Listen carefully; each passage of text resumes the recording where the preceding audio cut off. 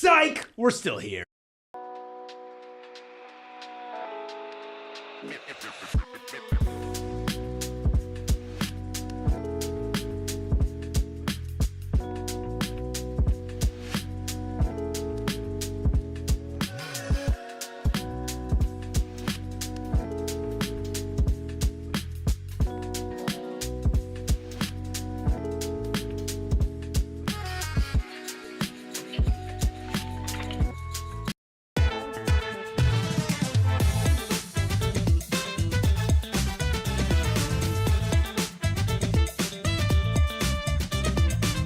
Psychos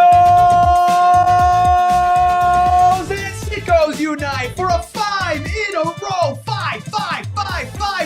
in a row edition of the PHNX Suns post-game show, of course, brought to you by our friends over at Bet365. Download the Bet365 app, sign up, use code PHNX365 when you sign up, and get $200 in bonus bets after you deposit 10 and place a bet for 5. I'm Erik, that's Espo. We got the Freckle Mamba behind the Mac making all the magic happen. Stephen will check in from the afterlife at the Morg as the PHNX Suns have continued to find new life this season, winning their 5th straight game, their 7th out of their last 8, and they put belt to ass against the Pacers so bad it caused technical difficulties. Espo, woo! This team is awesome.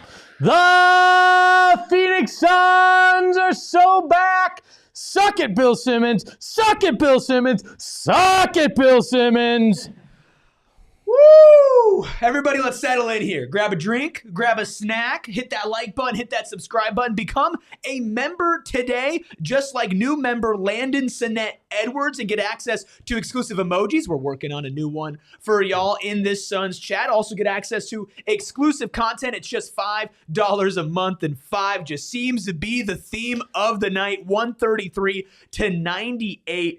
Espo, this team did what good teams do, and they beat a really bad team. The Indiana Pacers have not won a game on the road. They are now 1-11 on the season. They lost their second best player halfway through the game. But you know what? The Suns were without Mark Williams. They lost Grayson Allen halfway through, and they still put belt to ass. And honestly, it seemed effortless. Well, they had an 16-0 run in the third. They had an 11-0 run in the fourth. At least that's what we're told. We didn't get to see it. But I believe them. That's what the scoreboard suggested. So you look at it, and yeah, there were times where maybe the Pacers closed that gap a little bit. You know, early in the game, the Suns didn't shoot quite as good as you wanted, but then it was bam. All right, they did what quality teams do. They just kept pressing. They got there. Their stars took over. Dillon Brooks, Devin Booker, Grayson Allen while he was out there, all stepped up, and then the bench came up huge. Yeah. They beat the Pacers bench by, I believe, 15 points tonight, which was a big way that you were going to pull away from this team. And all of a sudden, you go from, it's a 10-point game to, holy crap, it's a 45-point game. Yeah. Just like that. This team is special. It feels special. This team is absolutely beyond special. You know, I said it yesterday against the Mavericks, which, by the way, second night of a back-to-back off of a travel day, without your starting center and without your second-best player for half the game, mind you. But I said it yesterday where that Mavericks game got close, got really, really close, but I never felt worried, right? Last year, and I heard a lot of people say this, last year the Suns would have lost last night. The Suns might not have lost this game last year, but it certainly wouldn't have looked like this. It wouldn't have ballooned like that. No way. I mean, look, every time it felt like the Pacers were grabbing a little bit of momentum, the Suns put them away. And it was a different person every time. It was Oso. It was Dillon Brooks, who had an insane heater. It was Devin Booker, who turned it up in the second half, right? You had guys like Jordan Goodwin go out there and drop a double-double. Jordan Goodwin's not even on a guaranteed contract. The culture, the identity, the alignment of this team is off the charts. And you know, Espo, it was prevalent in those first 5 games of the season for sure. But the last 8 in which they've won 7 of them, and the only loss being on the road against a Golden State team who was mad that they're the only Pacers win so far this season, it has been more than I think any fan of this team could have possibly asked for. What was the stat that in their last 4 home games, they've had at least 5 home games, at least a 20-point lead or more. Yep. This team is good. This team is doing the things it takes. This team is the real deal right now. They're playing well. Now, brutal schedule coming up, but I don't think this is some Cinderella that turns back into a pumpkin. This is a team that will fight, will play well, will do everything it can to get wins, and they're going to fight back at any moment. It's anybody, anytime right now, and that's both in terms of taking on an opponent, but also on that roster. It's not one guy. It's not just Devin Booker like we thought it was going to have to be offensively. One night it's Grayson Allen. One night it's Royce O'Neal. Then it's Dillon Brooks. Then it's Jalen when he was there. Like they are spreading the wealth around when it comes to the offense, and that means you can depend on your entire team. Yeah. This team, the Ottoman Empire is here. I don't remember who said it in the chat, but I give you all the credit because the Ottoman Empire is here. Yeah, the chat's been awesome. We'll get to all of your super chats here soon. Look, I think a great demonstration of what this culture is and who the Phoenix Suns are, right? We heard it all offseason. We heard a lot of this, a lot of talk from Matt Ishbia, a lot of talk from Brian Gregory, a lot of talk from Jordan Ott, a lot of talk from the players. We want a new identity. We want fans to go to the arena and say, damn, they played fast. They played fun. We enjoyed their brand of basketball. We're going to try. We're going to hustle hard. Well, you want to know what's a great example of the fact that they're backing it up? It's not just the starting lineup. Hell, it's not even the second unit. The third unit comes in and they are about that action. Yep. From the moment the ball is tipped off, Dillon Brooks will be in your opposing star's face, and then he'll hit a BS shot over them. And then guess what? When Kaman Malawach and Rasheer Fleming and the end of the bench is in with Isaiah Livers and Jordan Goodwin, they're still going to full court press you and try to get a steal and try to push this lead up. That is top to bottom culture, and the culture has completely shifted for this team. A lot of guys deserve individual credit, but you got to take a step back from an organizational standpoint and give it up to, and I know you did on Southwest Bias earlier today, and give it up to the people who built this team, who built this next iteration of the Suns after the two most disappointing seasons in modern franchise history. And now we're sitting here and we're not just happy about this team, Espo, we're damn impressed. So can we officially count that as your apology to Brian Gregory? I've apologized. That's the thing. So many people just wanted to write these guys off. But I didn't write them off. That's the thing. Not you, but there were other people in this town that wanted to write them off. And I sat there on Southwest Bias and when I was on this program and said, let's see what these guys do before we say that they can't do their jobs. Let's see how it looks, because I don't care where they went to school or coached at or what tie they have to an ownership group. If they can do the job, they can do the damn job. Well, guess what? They're doing the damn job. Right now, the Phoenix Suns, we thought, oh, okay, Dillon Brooks will have an edge, right? Sure. No, this Phoenix Suns team is like a thong made out of sandpaper. It's annoying as all hell, and it's going to hurt you eventually, all right? And they're getting all up in there, and they're annoying the hell out of opponents right now. They're causing freaking technical fouls against opponents. In the first quarter. They're getting in their heads. They freaking are taking stars out of their game by just getting in there and messing with their heads. This team is fun. This team is defensive. They're really damn good defensively. Yeah. I was going to say juggernaut. I'm not quite there, but they're damn good defensively. Offensively, they figured it out. I am beyond the concern phase. I think I've crossed that threshold, and I think this team can be very good. So, people in the chat are wondering, biggest question of the night, do you know what a thong made of sandpaper feels like? I have this thing called an imagination. Thoroughly active. I thought you were saying I had this thing called a closet. And no, the thong is in there. Who puts a that would be in a drawer. All right, you would know, wouldn't you?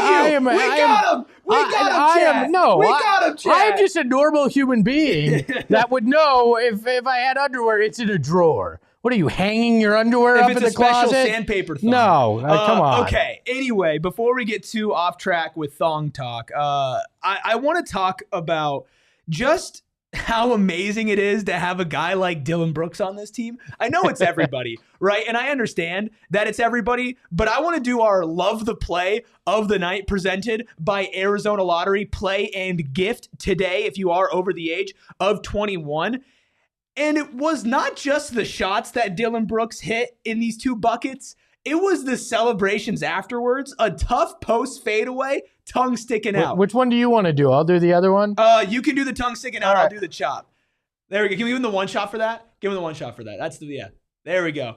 And then I guess I can't do the one shot for this because we need a full body. But another one, a floater away from him going bang. A little anti-clause for you there. Look, man, Dillon Brooks is exactly what this culture needs. The Brooks snatch attack is for real. Look, Dillon Brooks has been a culture setter in every step of the way, and he was talking with Amanda Pflugrad post-game and just talking about, like, that's my game, and then he corrected himself.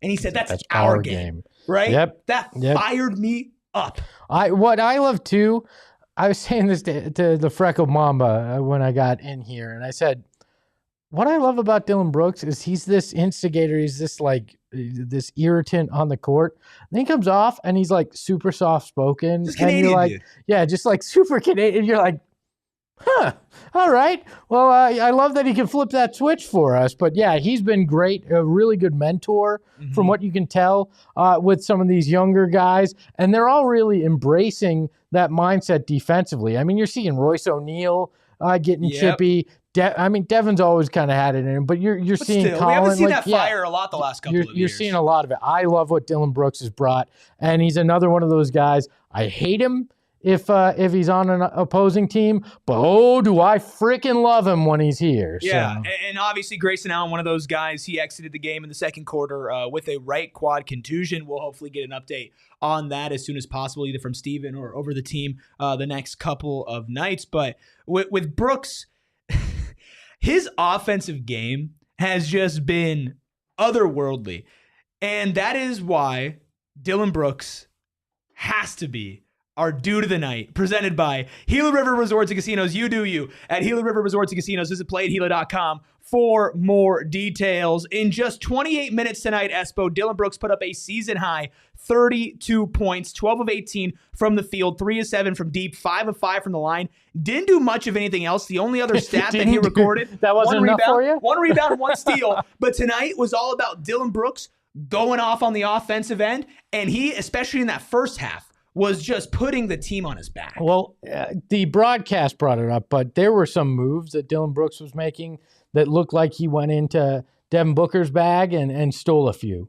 He had some of those mid-range shimmy shakes. Like, I don't know where he found that next level, but it was fantastic. I believe he tied his career high or set his career high for points in a first half. Yep. With he's done it 3 times in his career. I think this is from Shane Young. 24 3 times in his career. Yeah, which is, I mean, it was fantastic. It was just what they needed because Devin hadn't kicked it kind of into high gear. He took over in that third. Dillon Brooks was why they took the lead at the end of the first half and ballooned it in that second quarter to double digits because he was doing everything offensively. And while he may not have had a bunch of other stats, he was a factor in Pascal Siakam not being in his game tonight.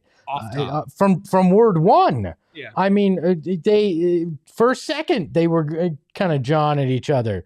Unbelievable performance by Dillon. He is definitely the dude, and a massive, massive pain in the ass for opponents. Espo, you said a dude. Does that mean we could have another one? Maybe. Well, maybe, and maybe we'll just have to tell you exactly who our other dude of the night is, but you're going to have to wait for it because we're going to tell you on the other side of our first break. Look, saving money is not easy. I think that is something that everybody can relate to nowadays. So I'm happy to remind you that Monarch is here for you. Don't let financial opportunity slip through the cracks. Right now, I'm going to get right to it. Use code PHNX at monarch.com in your browser for half off your first year. Now, what are you getting half off of? Well, just the best money tracking app and service that you can possibly have. Named the best budgeting app of 2025 by the Wall Street Journal, Forbes' best app for couples, and CNBC's top fintech companies in the world. Don't leave money on the table. Monarch does the heavy lifting. Link all your accounts in minutes and get clear data, visuals, and smart categorization of your spending and real control over your money. Whether you have goals that are big or small, Monarch is here to help you. And again, don't let that opportunity slip through the cracks. Use code PHNX at monarch.com in your browser for half off your first year. That's 50% off your first year at monarch.com with code PHNX.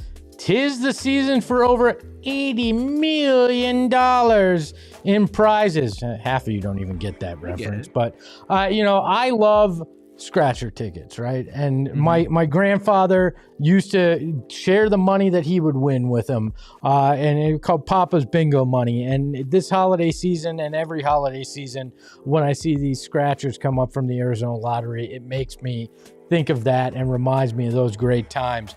And you can make memories with these as well. You can play holiday tickets from the Arizona Lottery for a chance to fill your stocking with cash. There are 6 festive scratchers to choose from, including Cash Countdown, which has prizes up to $250,000, and Candy Cane Cash, which actually smells like peppermint. So, if you can't afford deodorant, like you forget to buy deodorant, you can buy a scratch ticket as well and just smell better. So why don't you become a connoisseur of Arizona scratcher tickets if you're 21 and over? So play and gift today. If you're watching on YouTube, you saw my jaw was on the ground during that. As we welcome you back into PHNX Suns, presented by Bet365. Suns put belt to ass against the Indiana Pacers, 133-98. Kara gifted 5 PHNX sports memberships. Hell yeah, Kara. 5. You want to know who they went to? Oh, I know one of them. Tracy Esposito, Bobby, and then Sparrow got one, DJ Slappin got one, and Sean Shop got one. I think Tracy has some questions to answer since she wasn't already a member. Wow. I think that's there. Also, Peter, love you being in the chat. Appreciate you being here, buddy. Thanks for being here for us. Yeah, look, we appreciate everybody who's joining us. Kara, thank you so much. If you want to become a member today, Aiden, that's crazy. If you want to become a member today, you can by hitting that join button, or I guess just hang out until Kara gives like 100 people memberships. Look, Espo, you kind of teased it. You said a dude of the night, and I think there are 2 other guys who are in contention for a dude of the night honoree or nominee or whatever I want to call it. We got to give the second dude of the night, presented by Gila River Resorts and Casinos, to the guy who belongs in the Valley jersey, Devin ARMANI Booker. That is his jersey, and this is his team. A game-high 33 points tonight, 12 of 22 from the field, 3 of 10 from deep, but 6 of 6 from the free throw line, 7 assists, 5 rebounds, only 1 turnover on the night, a plus 13, and guess what? Just 29 minutes. Devin Booker looked like Devin Booker from a couple of years ago, and I know the jersey and the Valley and everything had a lot to do with it, but he is in a serious groove, Espo. Yeah, I think it was Sean in the chat brought up our old term, Armani mode. He kicked it into Armani mode in that third quarter, and what was it, 16 points in that third quarter? He came through, looked like vintage Book, decided, you know what, we can slam the door shut here. We're going to take advantage of it right now. And he did it. It was the vintage kind of plays. He got going, and it was one of those, okay, I know he's going to hit all these, so we're going to sit back and enjoy this ride. And that was really when they put it in the old deep freeze, was when Devin Booker took over there at the tail end of the third. Yeah, it was like they were running a race, and Dillon Brooks had the baton for the first half.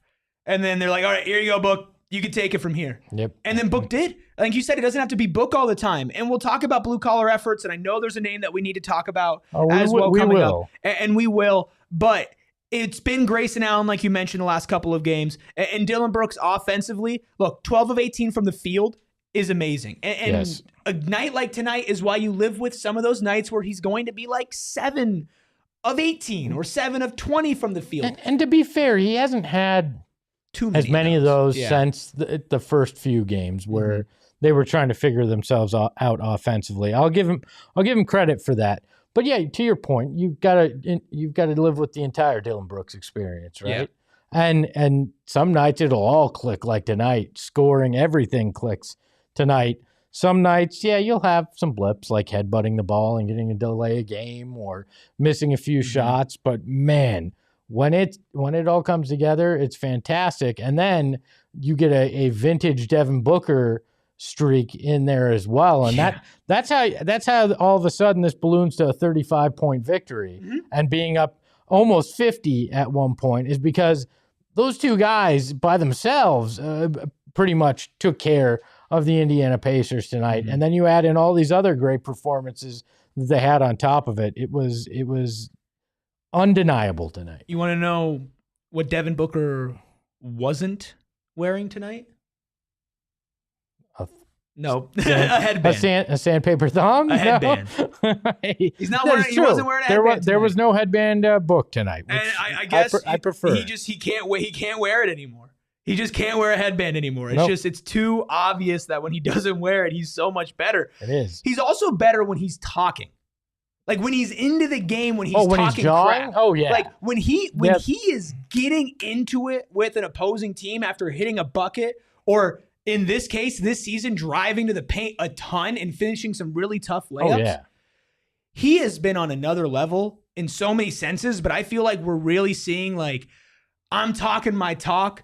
I'm here more so than just I'm hitting buckets and I'm going. This is my building. This is my team. This is my jersey, and you're losing by 30 tonight. This is my city. And this is my city, and there's nothing you can do about it. He has to be enjoying this so much. Yeah. Because a guy that has been through so many ups and downs, a guy that, comes into this and people are like, oh, he might have crossed that threshold. It might be downhill. This team's going to be bad. Oh, Devin Booker is never going to get to accomplish anything in his career. And then they come out and they're surprising people. I think that is a huge, huge thing for him as well. And I know people like to be like, oh, you're seeing Devin smart. He's having fun again. A lot of fun. Body language, great. Yeah. I mean, it's awesome. It's always been. But yeah, I mean, he was that problem. All you guys that were on that, you know who you are out there with the Devin Booker. Oh, this, that. Devin Booker's just fine. Don't you worry. Yeah. Look, Devin Booker's in his prime. This is like, people are like, oh, Devin Booker's getting worse. Devin Booker's not good anymore. Devin Booker's 29 years old. He's literally in the middle of his prime. And honestly, athletically, he looks better this year than I think he has the last couple of years. And part of that might be the last couple of years he's been dealing with some lower body injuries. Even on the start of the season, especially last year, he was dealing with some hamstrings. And it was so weird because the books debuted and then they had a bunch of different lower body injuries and all that. This year, he looks like he's in great shape. He looks like he is moving faster, quicker. He's driving to the hoop. He's finishing well. The only thing that hasn't been super consistent with him is that 3-ball, but we still saw him pull up with confidence. And I liked 10 attempts tonight when he was 0 for 3 in last game. I like getting up 10 and getting up more because you should still be shooting those. Yeah, and prior to that, he was shooting like 30% from deep as well. So, yep, shots sometimes ebb and flow. Not concerned about that. He took over when he needed to take over, and I love that. He's writing a whole new chapter of him being the leader, him being the distributor, him being the scorer. It's kind of, and him being a defensive pest as well. And so all of a sudden, it's the complete book. I think we're seeing that evolution of him right now. We've named our dudes. Can I do the thing? You want to do the thing? Can I do the thing? You can do the thing. All right, Ayrton. Pull out that slab. We got him. The Pacers are on the morgue table. It's time to shove that in and close the door shut because the morgue claimed another victim tonight. The Indiana Pacers are officially dead. Time of death. We'll give it about 9:30 tonight. But it probably was about 7:15 when that game started. Yeah. Look, the Suns have held 3 teams under 100 points so far this season. It was the Pacers tonight. It was the Pelicans, who they held under 100 points a couple games ago. And then it was the Jazz, which was really the first win that sparked this new life in the Suns team on Halloween. They kept them down to 96 points. So the second lowest points total scored by a Phoenix Suns opponent tonight. And Espo, they did it without Mark Williams and Jalen Green, who, by the way, Suns' second best player in theory, and who, in what we saw in practice for a game in 7 minutes, still out for this team out for a long time. Team is still cooking. Mark Williams out tonight on the second night of a back-to-back. Nick Richards gets the start. And a lot of people in the chat want to say, you know what? It's the Pacers. Who cares? It's the Pacers. Who cares? One, they beat the crap out of them, so that's good. Two, you didn't have your starting center tonight, and you were still able to absolutely destroy them. Good teams beat the crap out of bad teams. And guess what? The Suns are 8-5 and have won 7 out of their last 8 and 5 straight. I think this is a pretty good team. So I'm not going to be like, oh, it's the Pacers. Who cares? I care. Erik cares. Espo cares. Ayrton cares. You care. They're winning games, a lot of them in a row. This is awesome. To quote the context, our friend Stephen Gardner, that was a super snatch tonight. Did not matter who it was. When you are up almost 50 points against a team, that is called an ass whooping. And it does not matter if they're 1-10. It does not matter if they're 10-1. That is a hell of a victory. And that's what you're supposed to do when you are trying to be a quality team. You win by 1, maybe I can get the, oh, well, it was just the Pacers and you just won by 1. You were up almost 50. 50. One more time. 50. There, good camera work, Ayrton. Look, and also it's not just tonight, right? If the Suns had lost 3 straight, or if they've been winning at a 500 pace since Halloween, and we're like, oh, they've shown some flashes here and there, and then you beat the crap out of the Pacers, who are literally one of the worst teams in the NBA, maybe the worst team in the NBA, it'd be like, okay, who cares? Who cares? Because if you lost to the Mavericks the night before, or you lost to the Pelicans, or you didn't beat the Clippers in back-to-back games, or you didn't beat the Spurs about a week and a half ago, if none of that happened, then tonight doesn't matter as much. It's the fact that they're stacking, Espo. They're continuing momentum. Good teams do that. They take care of business against bad teams. They also win a lot of games in a row. Look, 7 out of 8 is nothing to sneeze at, no matter who your opponent is in the NBA, and it's how they're winning it. It's who's stepping up, and it's how sustainable it feels. They're not shooting 75% from deep. They're not getting 50-point averages from Devin Booker. The entire team has done an incredible job over the last 8 games, and you saw the foundation laid over the first 5. This is not a fluke, and I don't care that it was the Pacers. The fact that they continue to prove who they have been and who they are is important. It's November 13th. It is. They have, with their 8th victory tonight, more than a 4th of the wins that prognosticators said that they were going to have. Yeah. The line was 31.5. 4 times 8 is 32, if I did my math right. This team, just by that, proves that they're better than what people are saying, right? Yeah. Like, if they were the bad team that they were, you would not have run off that many things, right? That's the thing to me. It's ridiculous to me that people are trying to take any of the shine off of this. It's just ridiculous. Yeah, it's stupid because you can only play who's in front of you. You can only play the team that's on your schedule. And people thought the Suns would be just as bad, if not worse, than the Pacers. People thought the Suns would be worse than the Mavericks. People thought the Suns would be worse than the Pelicans, worse than the Clippers, worse than the Spurs, worse than the Jazz. And maybe they are worse than the Spurs, but hell, this team is 8-5, man. And they were 1-4. This is one of the hottest teams in the NBA, on par with the Pistons, on par with the Nuggets.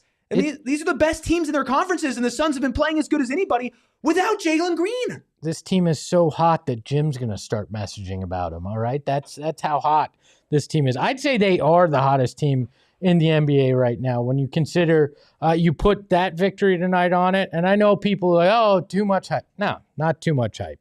This is what you're supposed to do, is enjoy the time with this. Enjoy the wins. Yes, I'm going to enjoy it. I'm going to push back a little bit just for hashtag context.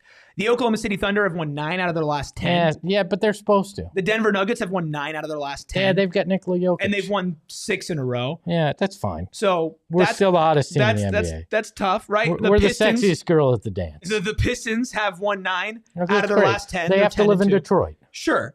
The Suns are 7-3, which out of the last 10 games is tied as the second best record in the last 10 games, with the Spurs, the Rockets, and the Lakers. Gross.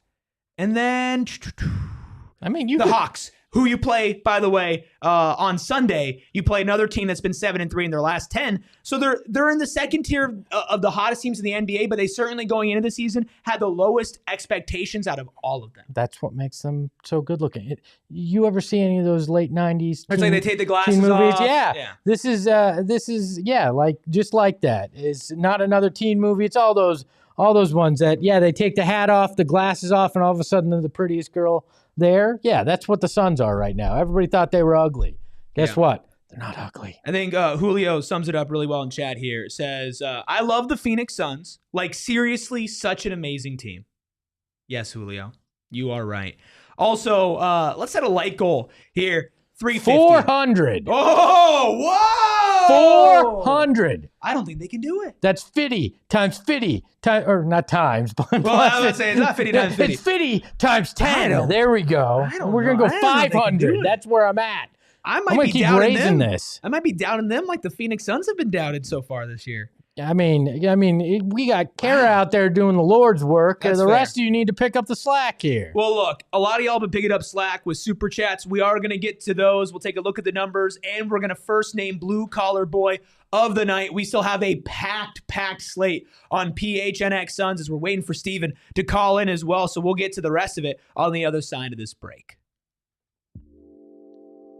Tonight's a great time, but you can have a great night any night over at Gila River Resorts and Casinos. Hell, you can go watch a Suns game, whether it's one of our watch parties or just you want to go watch it at their sports book or at the Upper Deck Kitchen and Bar at Wild Horse Pass. You can go indulge in some fantastic food. And then guess what? Once you're riding high after a win and you're watching the PHNX Suns postgame show, that ends. Your gaming floor's going to be open, state-of-the-art at Wild Horse Pass, Lone Butte, Vequiva, and Santan Mountain. All night long. Literally all night long. 4,500 slots, live table games, and of course, like I mentioned, you can catch all the action at their sports books. Plus, you could just go for a staycation, either get away with the family, or for some people, you might want to get away from your family. Not me, though. I'll take my whole family to Gila I think River my wife's Resorts ready to get away from me. How about this? You can also gift somebody a little staycation at Gila River Resorts and Casinos. The biggest rule, though, is you do you. At Gila River Resorts and Casinos, visit playathila.com for more details. Actually, Erik's rule as well. I got to tell you about our friends at Bet365. 90 million users worldwide, can't be wrong. And if they are, that's a hell of a lot of people to be wrong. They have payouts that are early. Early payouts when it comes to the NBA and NHL. Your team goes up by a certain amount. If you've paid or if you've bet on the money line, you're going to win like that. Like the Suns, I believe it was probably in the second quarter that they hit that 20-point mark. Bam, you automatically win that leg of your bet. It's easy, and they got great live in-game betting as well. You like playing football, but betting on football, they've got early payouts for that. Your team goes up by 17 in college football or the NFL, you're going to instant payout on the straight bets and parlay section marked as a winner. It's that easy. So breaking news, new customers are going to get $200 in bonus bets when you bet $5, win or lose. Sign up using that promo code PHNX365, deposit $10 and place a bet for $5 to get $200 in bonus bets if your bet wins or loses. Bonus bets can be used on spread, totals, player props, futures, and more. Whatever the moment, it's never ordinary at Bet365. Must be 21 and over, physically located in Arizona. If you or someone has a gambling problem, wants help, call 1-800-NEXT-STEP to 53342 or visit problemgambling.az.gov. Espo, it happened again. Paisley, etc., sent 5 PHNX Sports gift memberships. That makes it 10 gifted memberships. That might be a record for gifted memberships in a show. 10? I don't think we've ever done 10 gifted. I'm going to say the DLS hockey show, the Stars, had 50. 50? 50. Wow. So no pressure. We got 10, and I'm happy for that. I'm just telling you. Fitty was elsewhere. Oh my gosh, so much green in the chat. By the way, if y'all are members, you get access to exclusive emojis, and we are going to add a Suns emoji soon. Another one. We already have the SMW, the Suns must win, and we have the Shazam emoji. Y'all, spam them. I want to see the chat completely filled with all of the special emojis. There are so many of you. C. Watts summing it up well, saying this is my happy place. Ayo said Espo needs to wear shorts.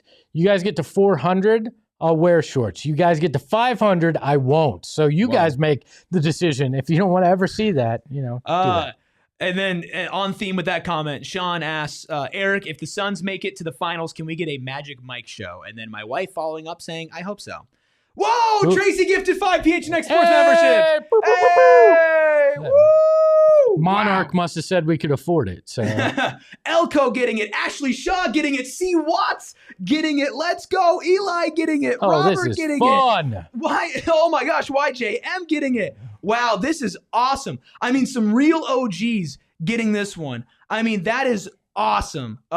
Tim says, come on, guys, let's do it. Let's get 500. I want to see Espo in no shorts. I may have misspoke there. There will be pants. Oh, my gosh. Just that's not shorts. 15. That's Look 15. at this. Listen. It is a hell of a night here in, the winner's lounge, whatever we want to call it. Let's do this. No, Aiden. No. That question and that set of circumstances was only last night. That wasn't tonight. It should have happened before. Hey, Jim's back doing the thing. Okay, look, I want to read your super chats for sure. Oh, another 5 gifted. Are you kidding me? Are you kidding me?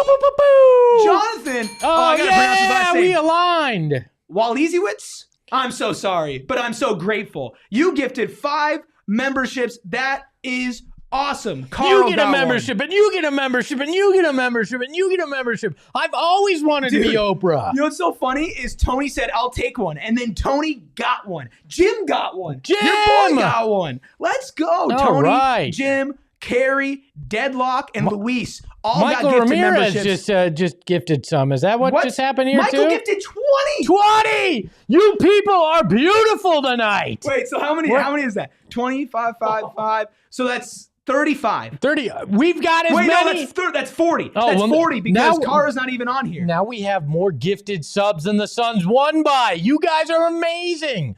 I feel like this is like an amped up on Coke PBS kind of telethon now. Dude, that's this what it is feels fun. Like. Dude, for sure got a membership. John Ignatius got a membership. Louis got a membership. Andrew Dang got a membership. Andrew Dang, true OG here in the chat. Good to see you here. You guys Andrew. are basically giving the middle finger to the city of Dallas right now. I love you people. We're 10.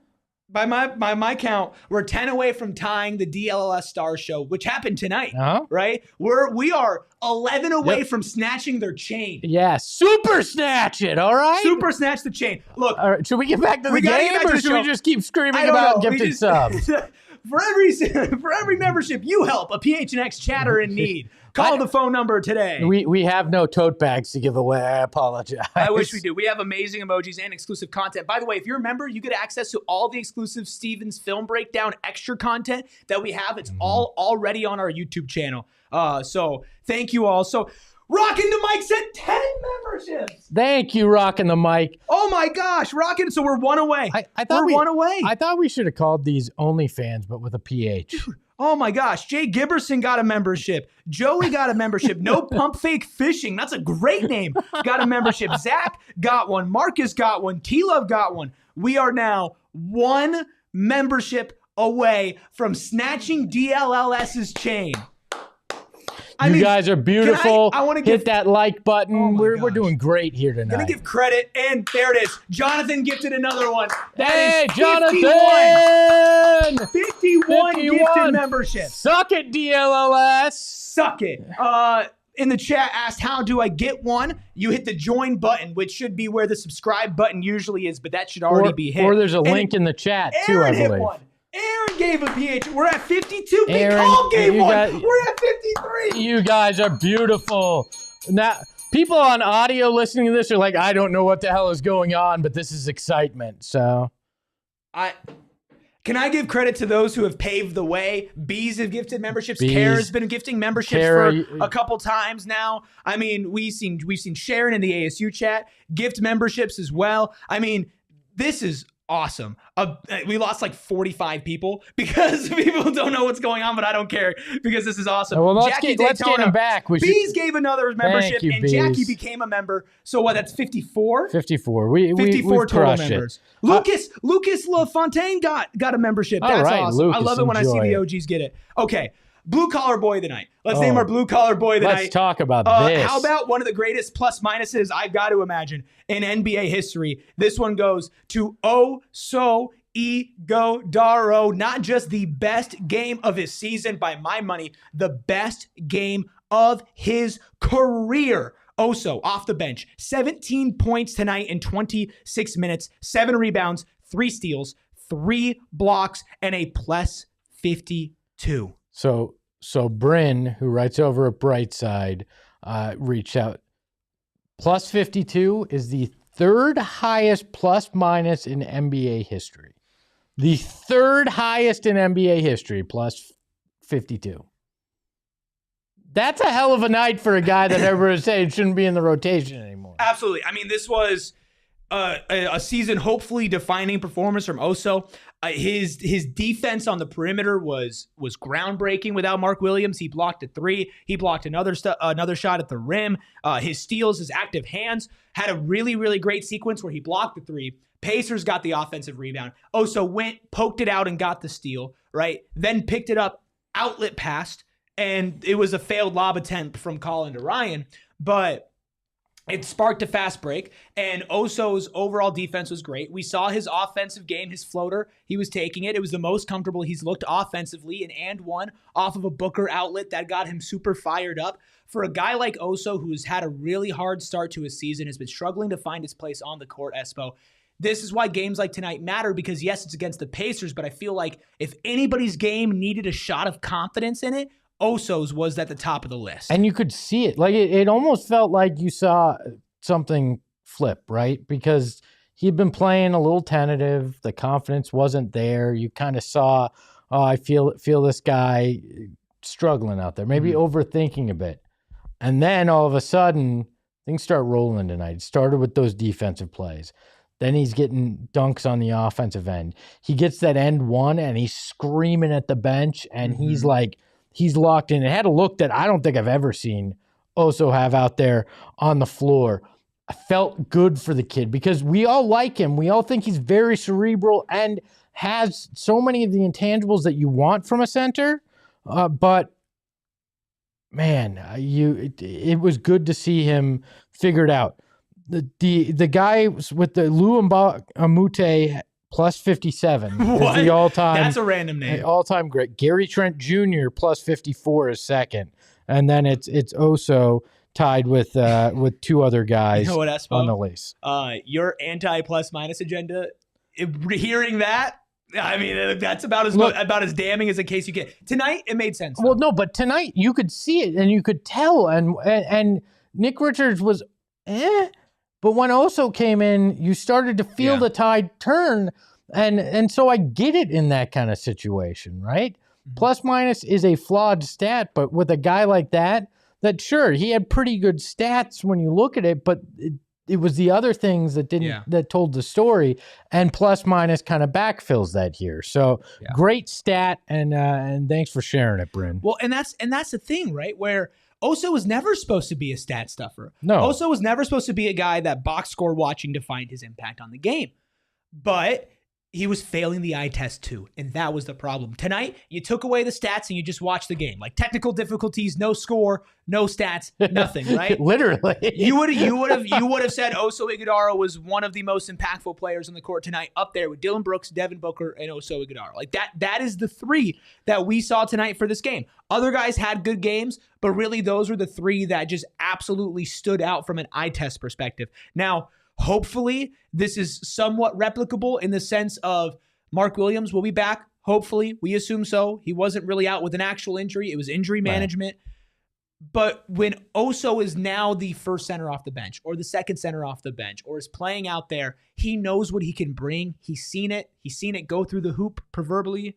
And if he can go out there and do that in a more condensed sense with Mark Williams, so the drop-off isn't as much, that is a godsend for what this team really needs, because backup center was something that, I was saying at the beginning of the game, that's maybe a position they would have had to look at to fill if Oso and Nick were playing the way that they were, and this team continued to win games. Yeah, I agree, and you gotta wonder what his role will look like. You gotta appreciate that Jordan Ott obviously sees something and wants to give this kid every opportunity that he can to have moments like tonight. Mm-hmm. And you hope that this is a turning point, right? Where he gets going, he understands offensively how he can be most effective, that being aggressive defensively is going to lead to more opportunities offensively, and that can snowball for him because they're going to need him.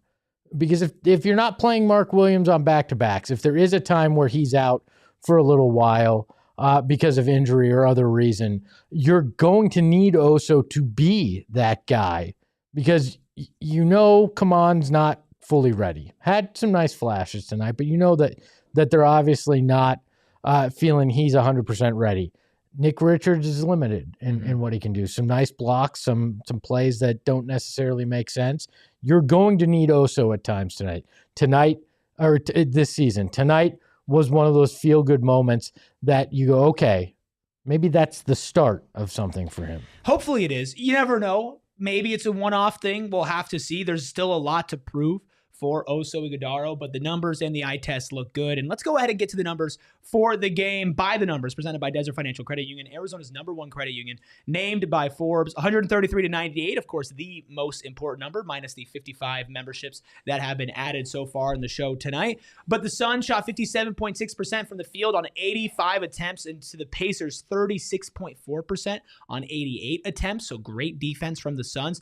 The Pacers shot 28% from deep on 25 attempts. The Suns shot 37.1% as a team on 35 attempts. Free throws. Suns still took less free throws, but shot 81.5%, 22 to 27. The Pacers, 27 to 29 from the free throw line, 93%. Yeah, I mean, imagine if they didn't have that. This wouldn't have been even the contest that it was. Sure, absolutely. And the refs were reffing for sure. But we also had a rebounding edge, 43 to 41. The Suns were better than the Pacers in that sense. Then finally, assists were even, 20 and 20. Those are the numbers. We've got updates from Jordan Ott. We'll hear from Stephen, and we're going to read a long list of super chats, some about basketball and some not about basketball at all. I'm guessing there's a large amount that aren't. And guess what? Basketball. That's okay. By the way, another gifted membership. Yes, was that another gifted membership that we just saw there? Alyssa just became a member. Hey, let's go, Alyssa. There we go. That's awesome. I believe, if my counting is correct, that is 56 members that have been added in tonight's show. I believe that is an all-city record. So thank you all so much. We're going to continue this awesome post-game show on the other side of our final break. Hey, it's a good time to get into Mortgage Matchup Center, and you can get in for a lot cheaper thanks to Game Time. In fact, Game Time had some tickets for under $10 for tonight's game. Could you imagine going and seeing this game for under $10 tonight? I can, because I know that I could with Game Time. It would have been uninterrupted. No technical difficulties there. You would have been able to see that 11-0 I guess you could have had a mental problem that made you not see it, or a bathroom emergency. But yeah, maybe. Technical, no. But guess what? Game Time is the best place not just to find NBA tickets, but all sorts of tickets. Whether it's concerts, plays, stand-up comedy, or any sport, Game Time will not only guarantee you the lowest price, or they'll credit you 110% of the difference, they'll also let you know all of your prices up front so you don't have to guess when you get to your checkout. Take the guesswork out of buying NBA tickets with Game Time. Download the Game Time app, create an account, and use code PHNX for $20 off your first purchase. Terms apply, but again, create an account, redeem code PHNX for $20 off. Swipe, tap, ticket, go. Download the Game Time app today. Me have to tell you, me love all the gifted subs almost as much as me love Rally House. Rally House, best place to get Arizona merchandise for all your teams. They have great locations: Tempe, Mesa, Glendale, anywhere you are, they have a location.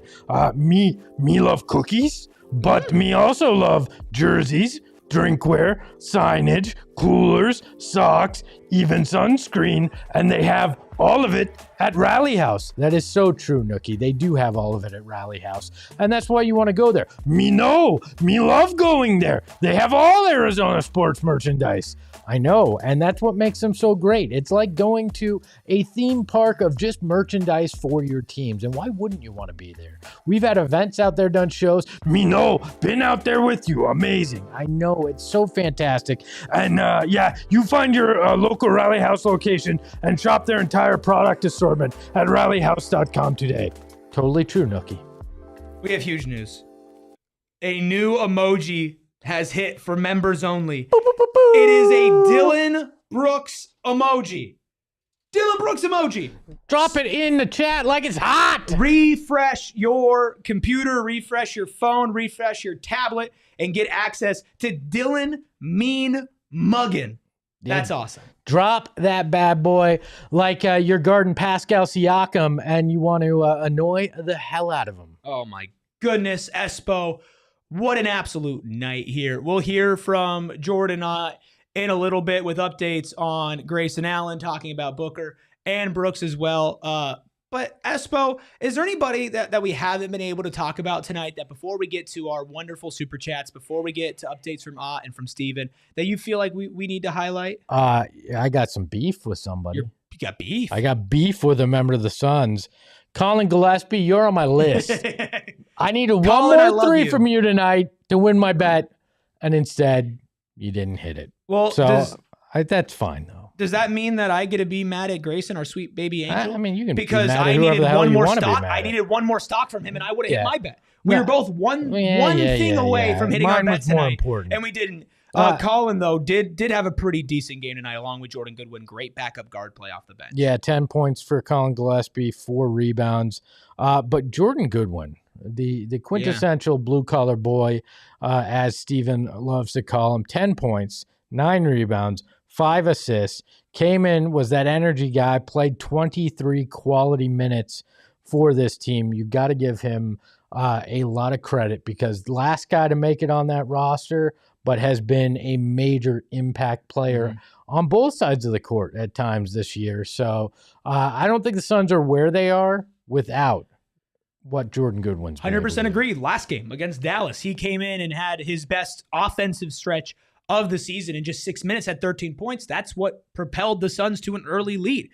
Tonight, right? Like, you had double-digit scoring from him. He hit 2 threes, 2 or 3 from deep. Was awesome. The 5 assists is really what impresses me, including an incredible bounce pass to Ighodaro, cutting into the lane for a dunk. That was beautiful. Jordan Goodwin's just been really good. Remember when he was traded here with Bradley Beal? And it was a lot of, hey, you guys got Bradley Beal for a steal, which LOL in hindsight. But really, Jordan Goodwin is somebody you're going to love. Guess what? Never wrong, just early. The evolution, though, from what he was when he first got here to what he is now, he learned a lot, in particular with the Lakers last year. Finally, LA did something decent for us. And he's come in with, I think, more of a chip on his shoulder, too. And I think he's a guy that's benefiting playing around Dillon Brooks too, because you see that edge that he's tapping into a little bit more. He fits this group real well. Dogs up and down the court.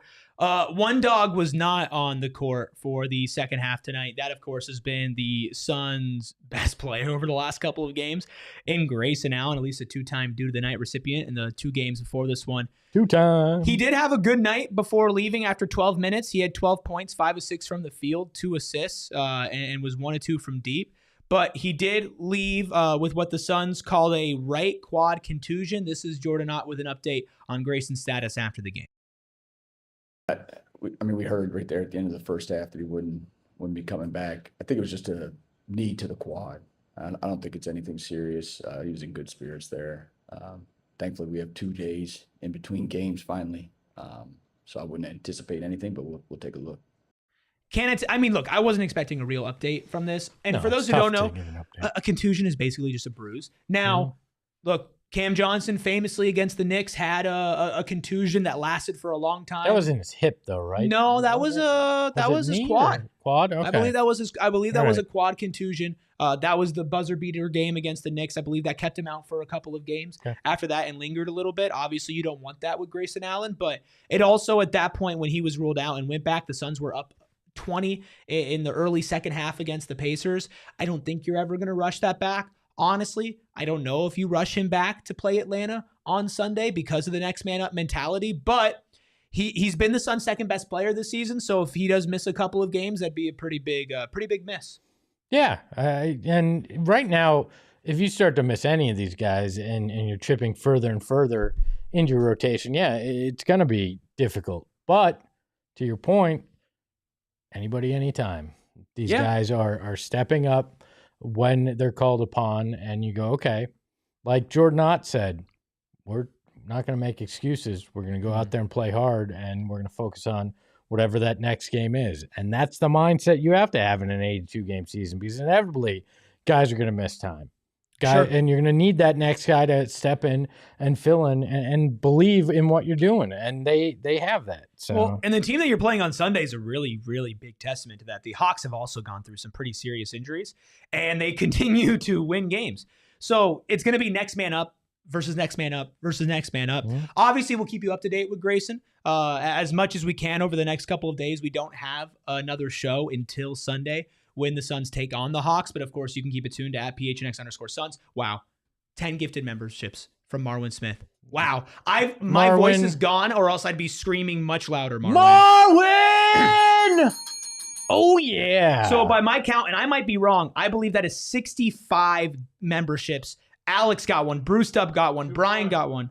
Tranel got one. John got one. Johnny Silver got one. Let's go. RQ got one. Wow.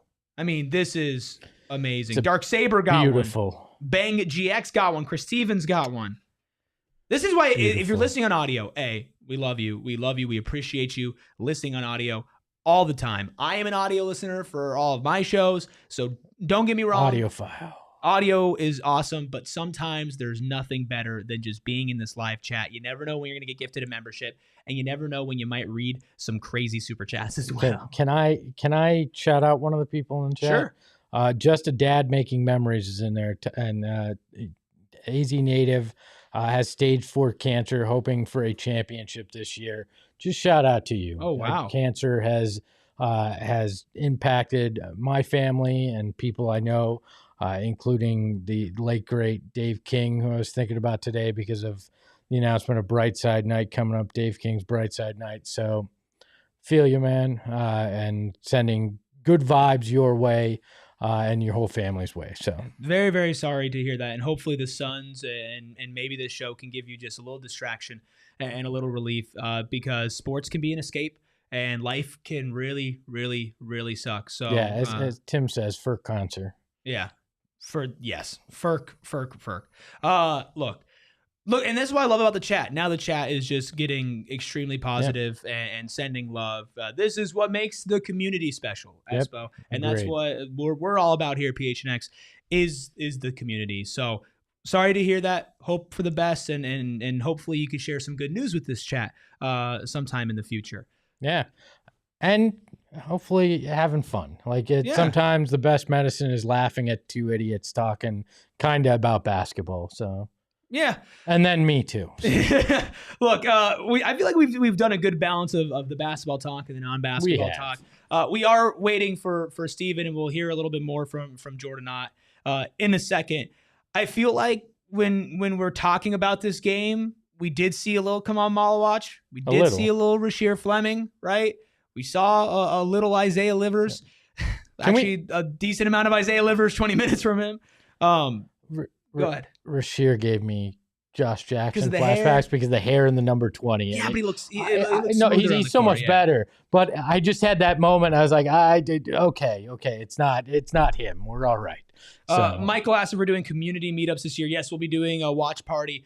This will be the only month that we don't have a watch party at Gila. Every month following this, we will have at least one watch party. We're going to come up with other ways to get the community together as well. Lots of opportunities this year, and we'll figure out more ways to do that as well. So we're going to have some fun. Saw the rookies, saw some flashes as well, which we like. Every time Kaman plays, he gets a block. And that's really fun.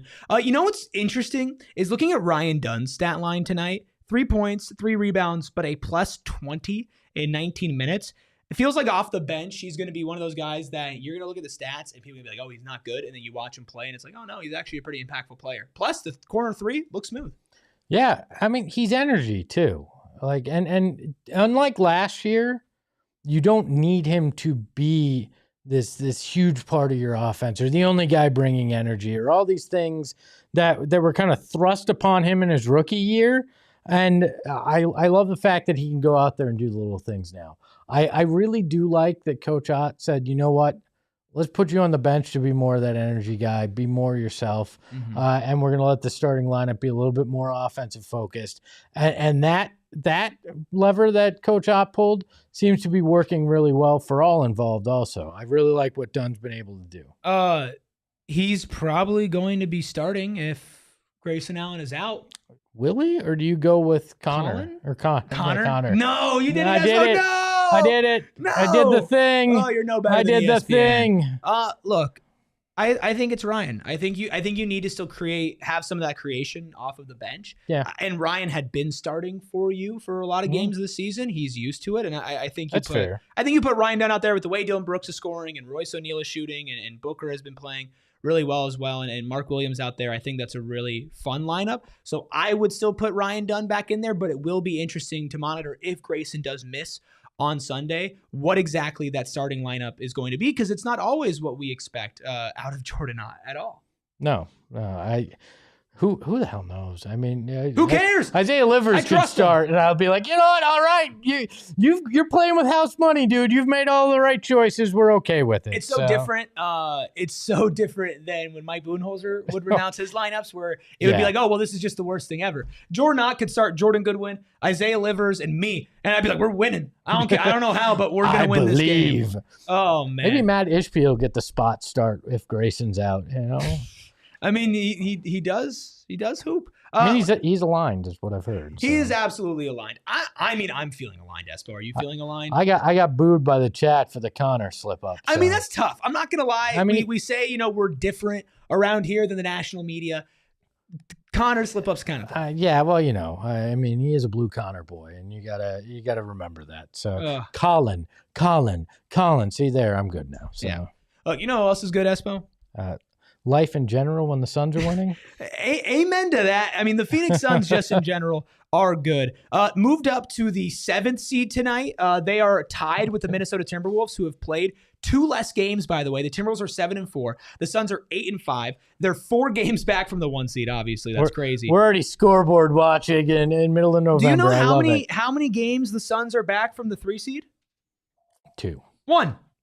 All right. Suns are 1 game back. Look at that. From the 8-3 San Antonio Spurs. Again, they've played 2 less games. And they beat the Spurs. The Phoenix Suns. And they beat them. They're a half a game back from the Houston Rockets and the Los Angeles Lakers for the 4th and the 5th seed here in the Western Conference. Now, again, BC dropped it in the chat that the Suns have statistically had one of, if not the easiest schedules, according to opponents' winning percentage so far this season.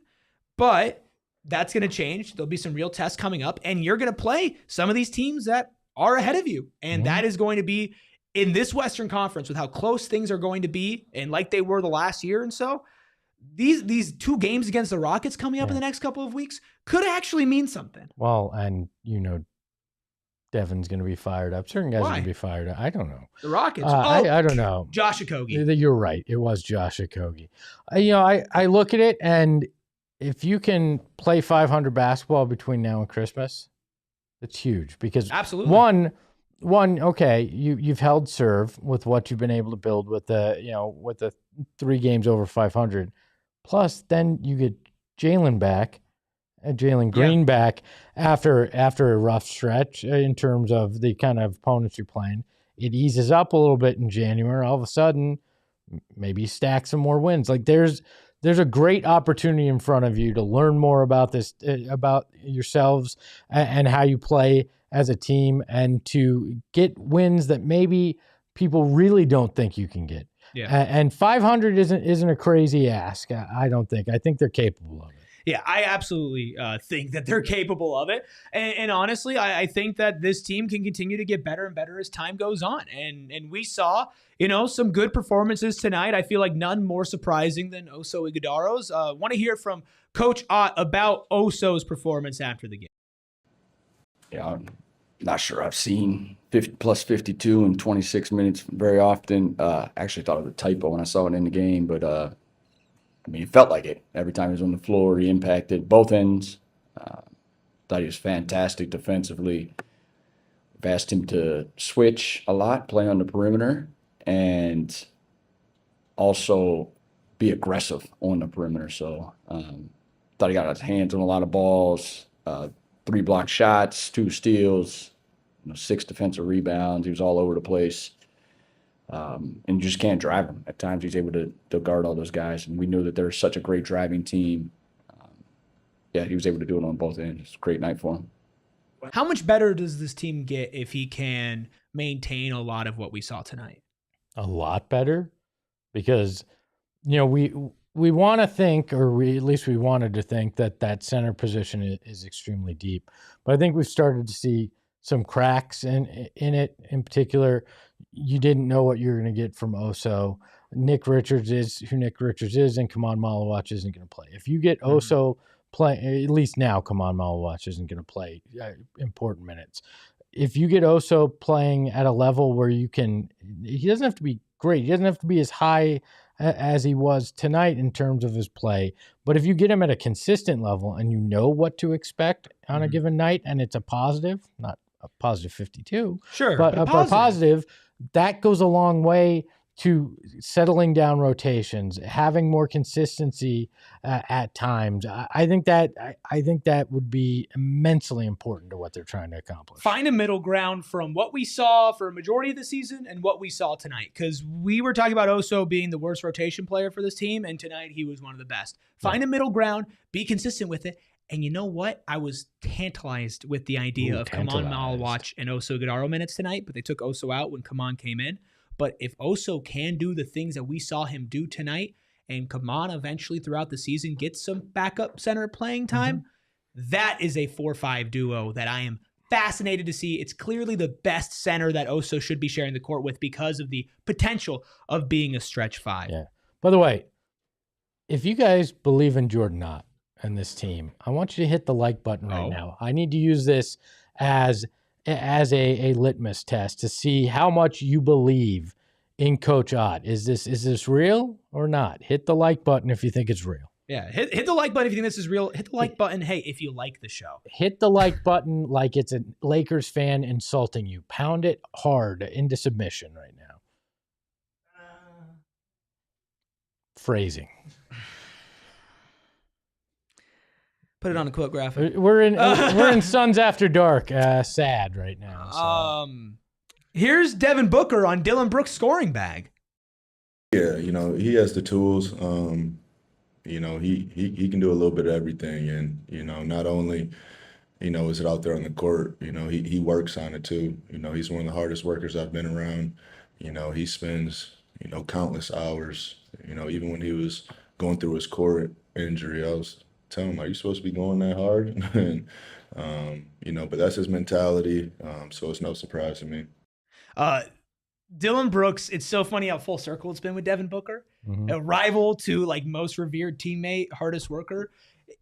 It's been really nice to see their relationship evolve and just to continue to see. I was going to make a joke about how like Dillon Brooks is always pounding the opposition. Like you want people to pound the like button, but just how consistent he always is with it. Well, I think it's interesting because Devin Booker's gone through this a couple times before. Jay Crowder. Daniels, blanking on Troy Daniels, who was on the team. If only Gorgie was on this team. That was crazy. That might not be able to be bridged. But yeah, you look at that, and I think Devin respects anybody that's going to come in and put in the work. Even if you've been an irritant in the past while you're playing against him, I think he has a respect for that, right? Because he doesn't mind jawing with guys. He doesn't mind going, toe-to-toe with guys. I think there's a respect about that, even if you've kind of gone at him in the past. So we are going to read all your super chats. We are going to do it. Obviously, we all are also waiting for Stephen. In the meantime, we have one more clip here from Devin Booker on his drives and how the Suns offense is established. Yeah, I mean, they pick up full. I watched a lot of them, obviously, in the playoffs last year. So it's kind of hard to run sets. They speed you up, and we just try to get that, like you said, that first action to start the blender and play from there. We have our spacing figured out, and it create a lot of easy looks all over the floor. Creating easy looks is the Devin Booker mantra this season, and his drives to the rim have been a really good indicator of that, the amount of gravity that he has, and now that teams know he's going to be driving more, which he has. I think he had over 20 drives tonight. Now that pull-up midi and that step-back game is just a little bit more dangerous, and if Book can get 1% more dangerous in that area, watch out. Well, and the offensive system that Ott's putting him in these positions to distribute the ball is trusting him to do a little everything out there, but being smart with how often he has to bring the ball up court. It's all kind of coming together to create a pretty formidable offense at this point. Yeah. C-Watt says, Book is wearing a Detroit hat? ? We'll never know. He's from there. He loves his Detroit sports. He's ours. I mean, He's not going anywhere. Big Detroit Tigers fan. Yeah. And Lions, but not a Pistons fan. Let's get to Super Chats. I'm a fan of these Super Chats. Thank you all so much for being patient with your Super Chats. Bear the Blader says, Oso came out tonight ready to shut up the haters. As Dillon Brooks said, he played like a man tonight, and we need that every night. Yeah, I loved that quote in the post-game interview with Amanda Pflugrad. Because it did feel like that. Not that he's been playing like a boy, but just like confidence. there was like I'm here and I believe, and I'm gonna make you believe that I can do this. Sometimes it's all you need. Like Colin has that, Dillon has that, like Ryan still has it shooting threes. For how limited his offensive game can be, if you lack a little bit of that fervor and that confidence, that's gonna hold you back even more. By the way, there's another super chat here that's not showing up on our system here, but I do see it in the back end of YouTube from Brian Smith. I believe this came in before the show. Says, with $5 super chat, thank you, Brian.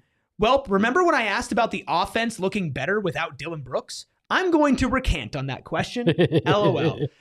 Brian, I think it was a worthwhile question considering how Dillon looked offensively through the first couple games of the season, how many shots he takes. But again, a testament to Jordan Ott and the system and the hashtag plan. He's been fitting in beautifully. Well, a testament to Brooks, too, who I think very much is buying into everything that they're wanting to do. And those first few games, nobody knew how to run this offense or what to expect because it was brand new. Brooks has done everything that you could ask him. You could, yeah. And we have Dillon Brooks on being a tone setter for the Phoenix Suns. I started out always. I raised the level of play. We find out if you want to, play like that or, play in your own game. But I knew we needed energy, coming from Dallas getting in late. And, I was bringing it from the jump. And I knew when we got to the second quarter that, guys would start picking it up. And shout out to our bench, Ryan, Oso, Colin, Goody, Livers. They came in and, gave great energy.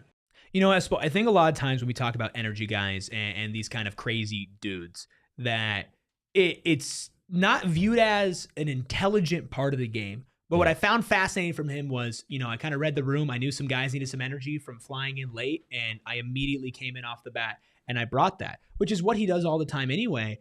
But people don't understand how smart you have to be able to pick and choose your moments, and maybe you'll make a couple boneheaded mistakes, but Dillon is always towing that line. Well, you gotta understand the guys you're playing with too, and understand exactly what they need, and he's very smart. I think sometimes people assume the quote unquote villain, the guy that will go out there and kind of get in people's heads. They assume that they're not hyper intelligent with it. He knows exactly what he's doing. It's like psychological warfare for him. He knows when to go at the opponent. He knows when to pull the certain lever with his team to help juice them up. He's really, really good at this. And I don't think you appreciate it till you watch it as closely as you have to when he's on your team. Vic23 says, y'all think Dillon makes the All-Star team? Now, I know that people might laugh at first, but do you know the new All-Star format?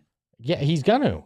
Because he's Canadian. There's a world team that they're going to have to fill. That they need to fill some roster spots. And if he plays like this and the Suns are really good, they're probably going to want to give them 2 All-Stars, and they're not going to give them, I mean, Grayson has obviously been playing great, but I think because of the American side of things, it's going to be a lot tougher for them. But I do think that the back end of that all-star world roster might need some guys or injury replacements. I would say no, but I don't think it's as far-fetched as maybe that question seems. I'm going to say yes if he keeps playing like this. Because there's all sorts of wrinkles. I believe it's positionless now, so it's not specific positions. And if you do not have that entire world team filled out by the voting, then Adam Silver gets to name people. Can I put on the tinfoil hat? Yeah, you go ahead. What has been, and I'm sorry, we're going to get to your super chats. I'm so sorry. Mike, yours is up next. I'm so sorry. What has been the number one problem with All-Star games? Competition. Guys don't care. Dillon Brooks ain't going to go out there and not care. One-time All-Star Dillon Brooks is going to put on a show, and he's going to want to beat the U.S. team. If Adam Silver wants to name an All-Star to the world team that can change how the All-Star game is played, look no further than our Canadian here in the Valley, and Dillon the Villain Brooks. When you think about that, we'll talk about that. I was just gonna say the U.S. team might be actually at a talent deficiency compared to the world, but we'll get into that when we're closer to February. I mean the starting lineup for sure. We got so many super chats to get to. Mike from Mesa, thank you for being so patient, Mike. You have so many super chats, and we appreciate you, Mike.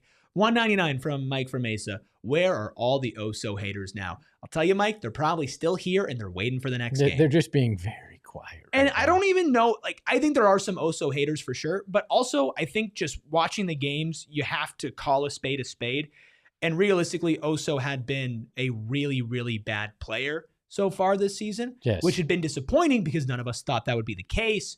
Tonight was a great night. He really needs to stack good nights, if not great ones. Yep, agreed wholeheartedly.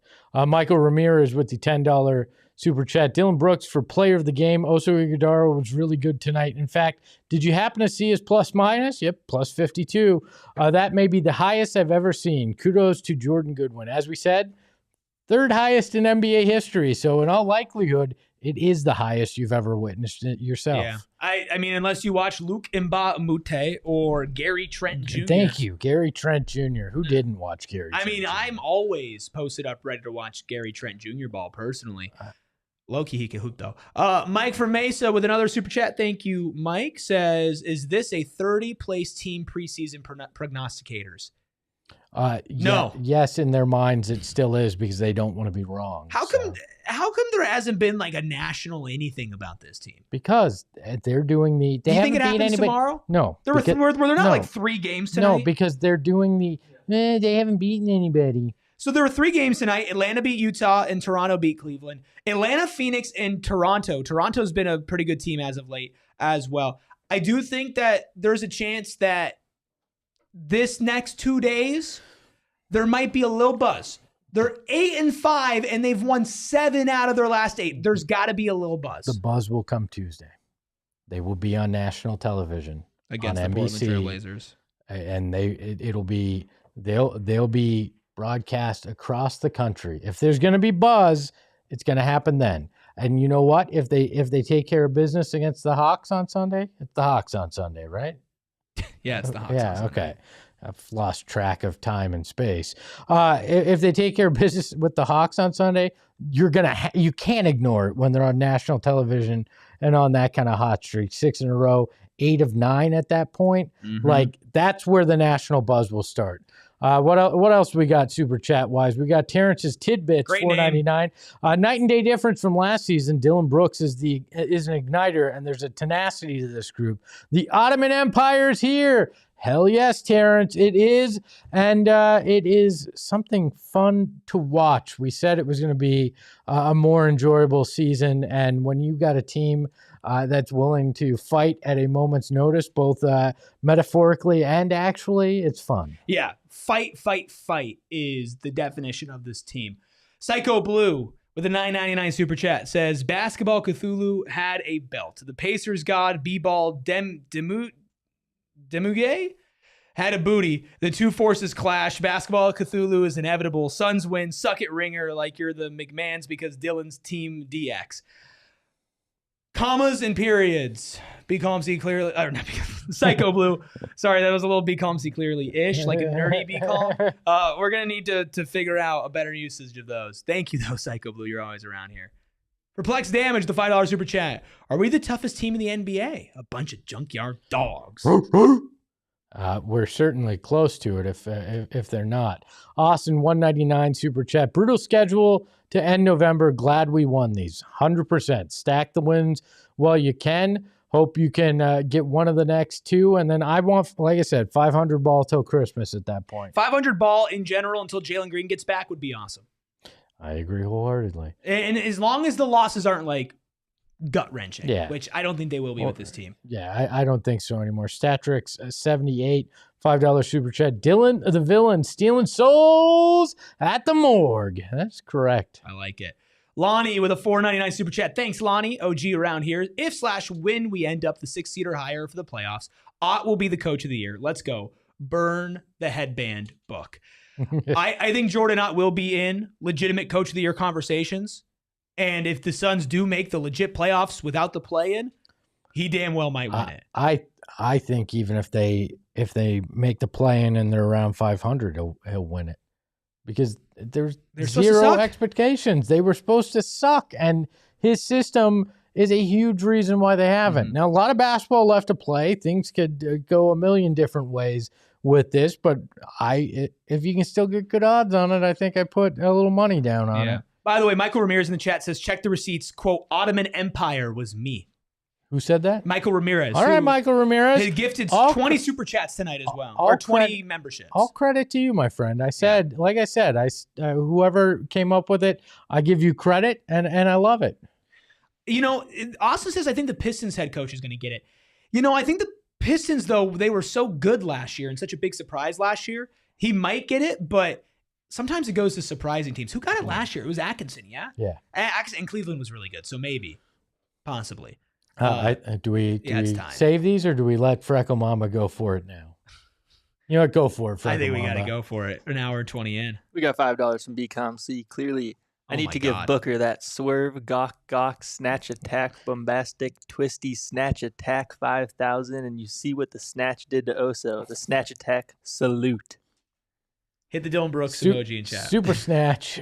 And we got another $10 from BComC. Clearly, Why am I still surprised? Like, I'm still taken aback by these. I know, and it shouldn't shock anything. Oso plays like this all the time. I'm gonna explode. I love Booker. Super snatch, cutesy snatch. I like that one. Suns legendary snatch. Suns attack, snatch attack. Suns salute. Lost it a little bit at the end. I mean, I feel like BCom literally exploded and just started typing random words. By the way, if you're new here, yeah, that's normal. That is normal. Elko82 with a super chat, a normal super chat, says, love the vibes. I love them too. Mike from Mesa, another super chat. Thanks, Mike. Says, Suns have a good chance to make the playoffs. I think they do. Their type of play and their mentality is going to bode well over an 82-game season. And honestly, if they get to the playoffs, which again, it's early and this team has had a pretty easy schedule so far, but if they make it into a series or if it's a play-in matchup, then I will take Jordan Ott. And I will take the adjustments that Jordan Ott can make, and I will take this team stepping up to the moment. So I think if they do get there, I'll feel happy with it. But I think, again, B says in the chat, can we not talk playoffs? Please stop the expectations. I have zero expectations. I'm enjoying the ride. I expect this team to be fun every night. And I think if I'm putting on my analyst hat, the way that they play is going to lend themselves to win some games they shouldn't. And that is something we've been saying since preseason. My expectation is that the Suns are 8-5. They play Atlanta on Sunday. Be 9-5. And they play the Blazers on Tuesday. That's all I got. I'm just going to enjoy it. Tonight was a hell of a lot of fun. Jim talking playoffs, but in a different way. 199 super chat. I'm going to tickle Espo if we make the playoffs. You can negotiate that with my wife. Apparently, you were negotiating weird stuff last night. Jim's not taking no for an answer. Jim said he's going to do it. Said I'm going to tickle Espo if we make the playoffs. I love that Jim also last night was like, I'm really a normal guy that just has kids, and I just like screwing with people in the chat. So, Jim, more power to you. Oh, my goodness. Omar with the 499 super chat says, if Oso can continue playing aggressive around the rim to add to his playmaking, then that will be everything for him. Let me see. I think I lost it there for a second. Sorry, Omar. He could be the second coming of Boris Diaw. Wow. I don't know about that. Somebody get him an espresso machine in the locker A room. little different. I do like the 4 that makes plays and passes and stuff like that, but the Dion had a little more touch and was a little slower. And was shorter.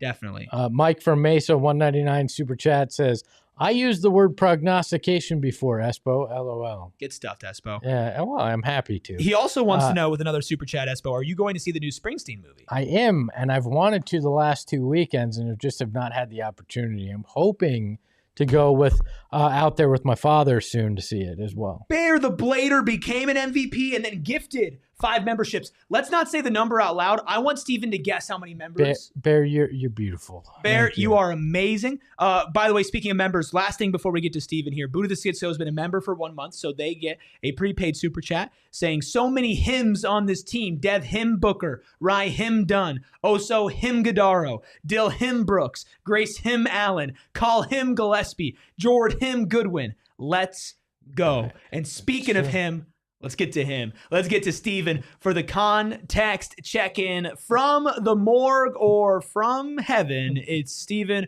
Prejean Garner joining us. Postmortem with Stephen Prejean Garner from heaven. Stephen, before we talk about the game, off the top of your head, can you guess how many PHNX Sports members we've added in this post-game show? I got a lot of faith and confidence in the famo over there. I'm gonna say, is it double digits tonight? Buddy, it's record-breaking for all city. Oh yeah, y'all locked in. That's what I'm talking about right there. Let's say 13, 12. Whoa, buddy, no, hey, buddy. How many points did the Suns win by? Oh, that's what we're talking about? We're talking double. We're talking double that. Dude, we're over 60. What?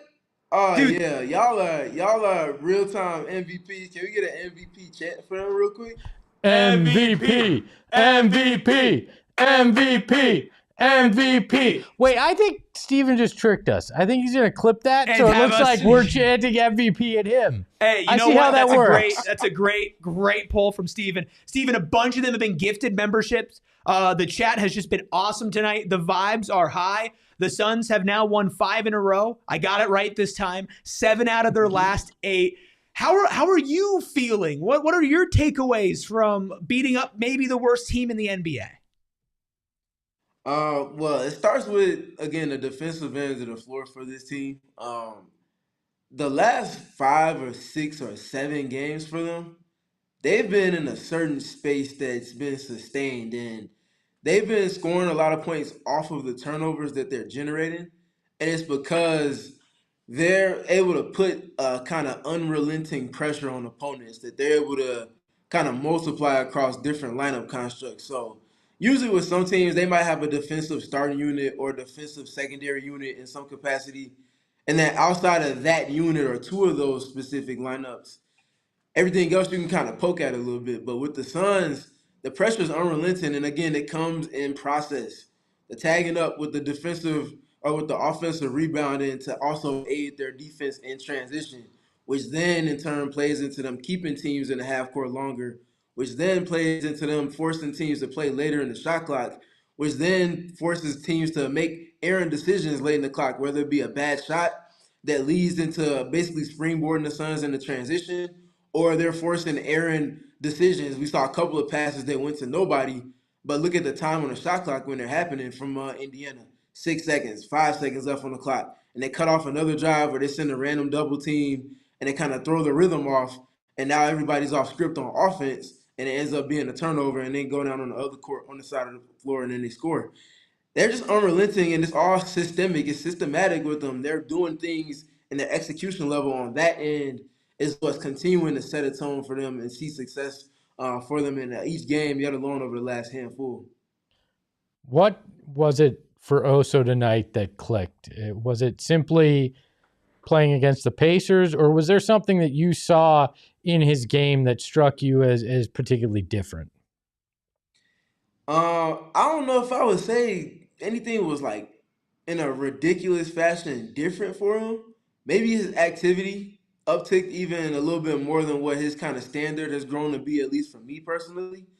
But I don't know. I've always been a little more positive on Oso than others. just because I see the routes to success for him on the defensive end in particular. And I feel like that's where the biggest deposits of success that he saw tonight came from. He did not miss a single step on defense today. Suns came into today with the third highest switch rate in the league, switching almost 33% of the actions where picks were involved. And obviously, a lot of that is also that's essentially his base coverage is switching. And he was getting his hands on a lot of guys' dribbles and kind of taking away their rhythm, taking away their airspace, a couple block shots around the basket, even things that he wasn't necessarily getting a statistical check mark for. He was doing a lot of those things on the defensive end, and those things were honestly what led to him getting the minute share and kind of stealing some of that from Nick Richards, though Nick Richards was the one that started the game. Also was very much on point, and this was, I think, off of box score metrics, his best game in terms of plus or minus. I'm sure y'all spoke to that already, but I think the eye test more than the box score really matched what we saw. He was genuinely the best big that was on the floor for either team tonight, and this might be the first time we've said that in his career so far. It's the third highest plus minus, Stephen, in NBA history. That's insane. Can you name the other two? That's crazy. Well, shout out the homie Shane Young. He brought up a very good distant friend of him and mine being CP3 fans. Luke Richard and Bamute. Yeah. He's shout out Chief. He got one of those, and I don't know who the third or the other person in that trio would be. Who was it? Gary Trent Jr. He had plus 54. Now was he with the Bucks or was he with the Blazers for that? I can look it up here in a second for you, but Okay. number one, your friend there, plus 57. It's crazy. A plus 57. Yeah, it was a monster. Similar role to Oso, a little bit more of a bigger forward, but similar role to Oso and being a switch big and things like that. We're talking to Steve Him from, of course, the Afterlife and our post-mortem check-in here from the Morg. Steve Him, what was it like to not only see the Valley Court in the Valley jerseys, but see the quintessential Devin Booker experience in them in person? I mean, it was honestly eerily reminiscent. We saw a multitude of scoring barrages in the regular season that year, obviously, and even more so in the playoffs and on the grandest stage in the finals with that court and that jersey. And Devin spoke to it a little bit post-game, and just that kind of thinking back and looking back on that, there's a certain type of energy the team had, and he just tried to bring some of that to the fight for them in today's game, with it being the second night of a home or road home back-to-back. Those are not easy to navigate at all. Like you were saying, just trying to find ways to bring unique energy to it to bridge that gap. He mentioned he wasn't really feeling it coming into today's game, but he said pretty much the rest of the locker room was kind of upbeat. And he's like, all right, well, I got to figure out how to bring mine to it. And they were able to kind of start it off for him. He was able to kind of find his pockets. And, I mean, that third quarter stretch was louder than loud. And it wasn't just the buckets. It was also him letting them know that they couldn't guard him and that they had nothing for him on this night in particular. So I think that's a form of leadership, not always being the one that's starting or setting the tone, because you have a couple of guys that can do that. Devin, in that finisher of a tone that's set by the team in that role this season, is a little unique from ones that he's played in the past. We've lamented the first quarter experience that it is of watching him play over the last handful of years. Maybe it's the latter half of games where now he's finding that niche with this team to help put them over the top with his tough shot making and the ability to back that up with some of the talk that he brings into it too. To answer your previous question, Gary Trent Jr. did it as a member of the Toronto Raptors, is when he did it. And Luka Bamute did it with the Houston Rockets in 2017. So you know, couple things. Jim in the chat wants to know how long it took you to grow that gorgeous goatee. That was a question. And then, since you can't see the chat, Melissa was over here chanting "Super Snatch" when you joined the show. So I'm just letting you know. Stephen, I'll save you here. We played the update. Me and Melissa are gonna have a nice conversation. I tried to save you, man.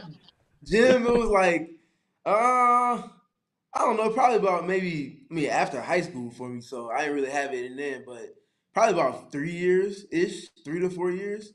That's A commitment. lot of work. Stephen, there's been some questions in the chat about Grayson Allen. We did play Jordan Ott's update earlier, but for those who missed it, he obviously exited the game with a right quad contusion. What is his outlook looking like? Well, I think the blessing is the schedule after this back-to-back, the Suns get 2 days off. Tomorrow, I don't know what the verbiage the team uses for it, but I believe tomorrow is a blackout day in some capacity where they just have a day to rest and kind of detach for a little bit.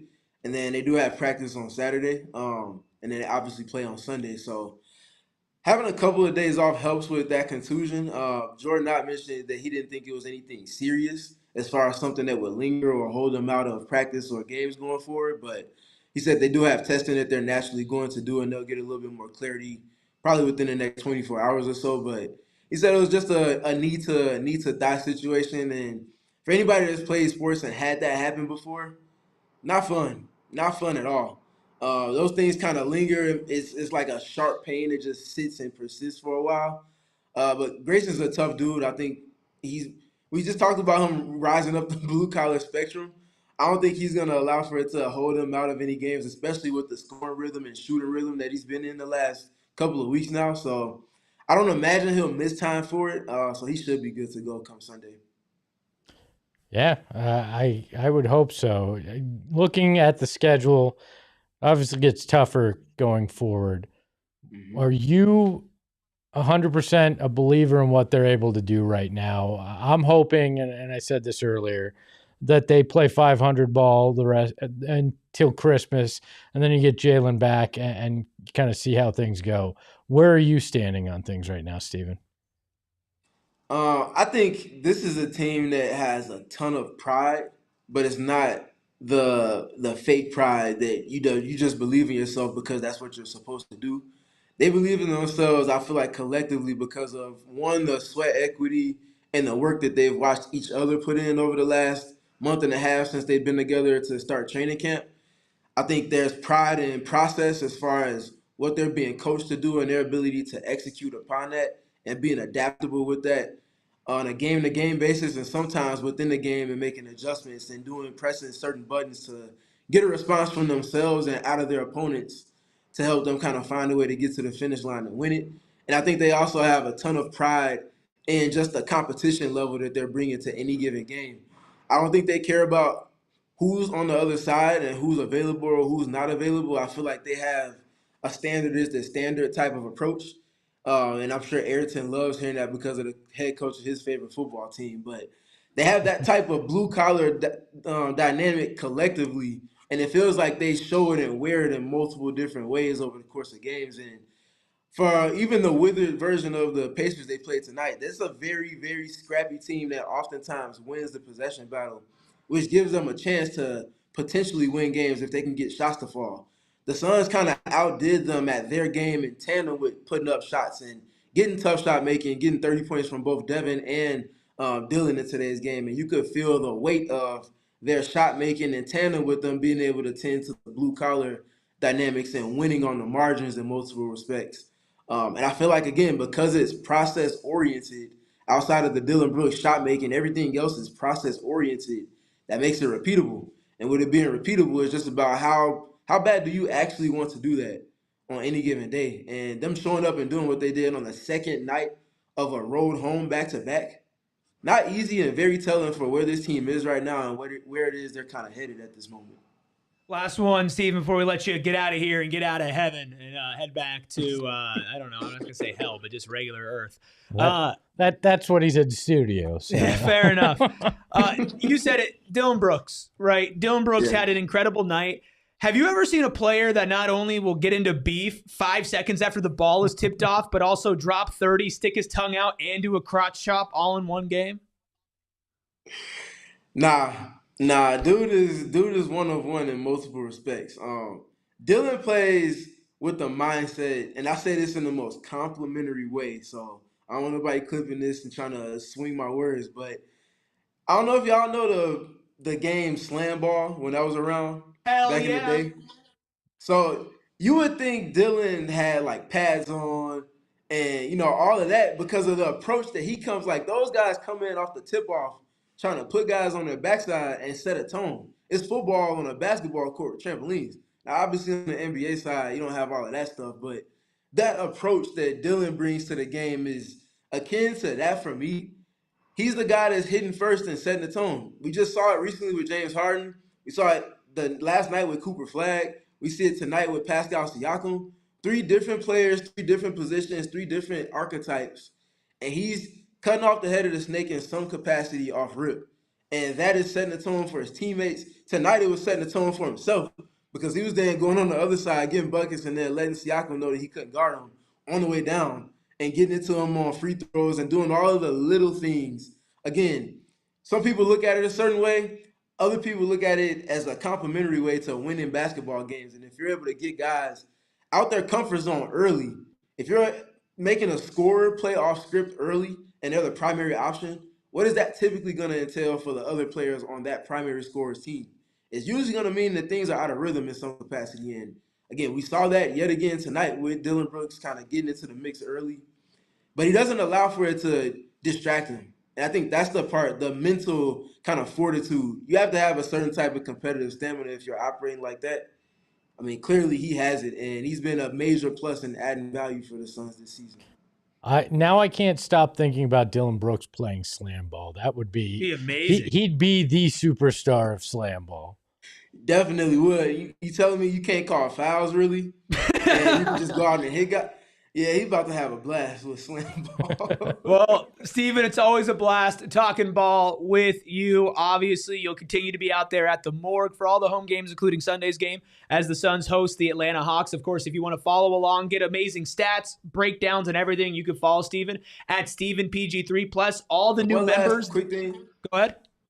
To all the members, big time salute to y'all. Like, I know we make fun of y'all locking in with us the way that y'all do, but this really matters to us, and we try to celebrate that because it matters to us.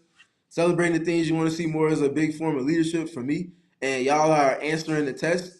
As Erik loves to reiterate, it's all earned, not given, and y'all continue to earn it. So we're going to keep throwing parties every time y'all become members and add more members to the family. So we appreciate y'all again. Thank you. And all of you get all the extra breakdowns from Stephen on our channel right now. A ton of them already up. Mercury and Suns breakdowns. Go check all of those out. And, of course, follow him at StephenPG3. That's Stephen with a PH. Thank you so much, man. Looking forward to talking to you on Sunday. Well, hold on. We got one thing for you. Can we bring up Bees' super chat that I'll read here for Stephen? It says, snack a chack, the cutesy goatee, oil it up. Yeah. Just for you, Stephen. That's crazy, Bees. MVBs, though, so I'll let you get away with it. Thanks, Had Stephen. to do it. Bye. I I actually heard that Stephen's going to do a Stephen Studies on the crotch chop. So breaking that down for all of you for being members. So. Let's read some super chats. Let's get out of here. Freckled Mamba just became an MVP. Hey! Fuck it, why not? Ding, ding, Let's ding, do ding, it. ding, ding, Ding, ding, ding, ding, ding. He wants the Dillon Brooks emoji. That's awesome. Okay. Freckled Mamba wants to see the extra breakdowns that he edits. Let's go ahead and get to some super chats here. Freckled Mamba started off with Mike from Mesa. Another one from Mike. Thank you so much. Says Suns have more gunslingers than most teams. The Suns have more gunslingers than a bad B-movie Western flick from the 50s where you got John Wayne out there. They got gunslingers left and right. Yeah. You have no clue anything I was No, I know. I just kind of zoned out a little bit for a second there. We're like an hour and 40 minutes in. Hey, it's not my fault Steven took forever to set up. We started talking about right? John Wayne and everything. We started going, wah, wah, wah, wah, wah. Jackie Daytona with a cowboy profile picture says, super chat or super snatch. Ayo. Ayo. Ayo. Shout out to the No Dunks. Bees with the $2 super chat. That's the one I read, so thank you. Let's read it again. I'm just kidding. Man, what an incredible night here. Still just about 400 of you hanging out with us almost 2 hours into the show. Approaching midnight here. Jackie, we're just missing Ja for players. Freckle Mamba spamming the Dillon Brooks emoji in chat. Espo, your final thoughts on what was the 7th victory out of the last 8 games for the Suns and their 5th in a row? Oh, thank God we're having fun with basketball again. Not just having fun, but we're winning some damn games. Winning brother. games, having fun, being up almost 50. The vibes are back in the chat. Thank you all. This isn't fun if you're not here. So, no, great night.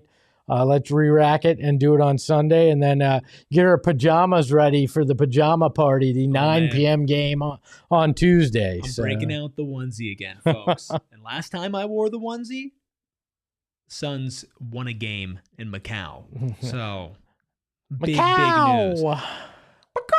They're playing the Hawks on Sunday. We'll be here pregame and a postgame show. No shows until then, so we'll be off Friday and Saturday. What? What did Jim say? Jim asked, if my alignment lasts for more than 4 hours, who do I call? Espo. Call Espo. But by the way, Kev says, hey, don't forget to visit the scorer's table on your way to bed. Freckle Mamba in the chat says, big game tomorrow. I guess the people who are here probably care because they've been here for so long. Tomorrow, I will be playing Ben Garcia 1-on-1. We will not be doing a live stream, but we will be bringing cameras or camera. It's not that high production. If you lose, you are not welcome back on. I will do this show by myself or with Freckle Mamba sitting in that chair. You will not be sitting in that chair if you lose. You know what? I will not even acknowledge I know you if you lose that game. Yes, Sean, you'll get highlights. We'll cut the highlights up. We'll edit it. We'll put it out on Twitter. I don't know if we're going to post it on PHNX Sports because it might ruin our algorithm. But we'll find a way to post it somewhere, and we'll put the link out there as well. Let's make a deal here. Okay. If you lose tomorrow, okay, you have to produce on Sunday, and Ayrton gets to sit with me while we do the show. Wants that. No, that's you have to save him from that punishment too. That's the way this works. It's double punishment if you lose. No, I don't get to be taken down with Erik. Yeah, I don't. No. First of all, the lack of confidence is killer, Ayrton. Second of all, what do I get if I win then? The pleasure of sitting next to me on Sunday. No, what do I get? That's what you get. What's my reward? I mean, maybe B-Com's got something for God, you. no. Oh, man, no. You know what? It should be fun. It's all in good fun. Do we have the odds? What are the gambling odds on this? He said a very disrespectful line for the game, honestly. I had set the line at -150 for Erik, which I think is super disrespectful. And plus 200 for Ben Garcia. I think super disrespectful. Who do I give the action to? Is that you? Do we run through the Ayrton Sportsbook? I'm just kidding, people. We're not gambling on the side. Don't worry, guys. Look, I can't guarantee many things in life, but I feel good about tomorrow. That is all I'll say. Hey, if we keep him up, it's 12 hours till that game. To bed. Let's keep him up. The Freckled Mamba and Steve will be there. We'll tweet some stuff tomorrow. Looking forward to that. Looking forward to having some fun playing a little basketball over at Swish Den. Excited for that. We'll let y'all know what happens. Trust me, I'm sure if I lose, you will all know really quickly. No workman's comp. Don't hurt yourself. All right. This is not a PHNX sanctioned event. No, it's not PHNX sanctioned, so we will not have a stream. But we will have highlights, and it will be on camera. Of course, our diehards will know first, or you can follow me at ERIKRUBY, and I'll be bringing you the updates. But of course, more importantly, you can follow the show at PHNX_Suns. That's on Twitter and on Instagram as well, bringing you live up-to-date moments and reactions during the games, but also breaking news, injury updates, and of course the best sound bites and storylines from the team all in one place. It's free to follow on Instagram and Twitter. We put a lot of work into it, so at PHNX_Suns. Following that would be very, very appreciated. Of course, speaking of putting in a lot of work and being great at his job, even if he doesn't believe in me, it's the Freckled Mamba behind the Mac, making all of the magic happen. I'm going to need him to fire me up a little bit more, show a little more faith tomorrow, but you can yell at him to do so at Freckled Mamba on socials. I'm calling you up, not calling you out. Everything I want is on the other side of the Don't lockdown say host. it. Okay, thank you. You can follow Espo at Espo. I need to start stretching and get to bed. The hottest Christmas toy this season, according to Transonic, is the Tickle Me Espo. Ho hoi hoi. We all silly like the mayor.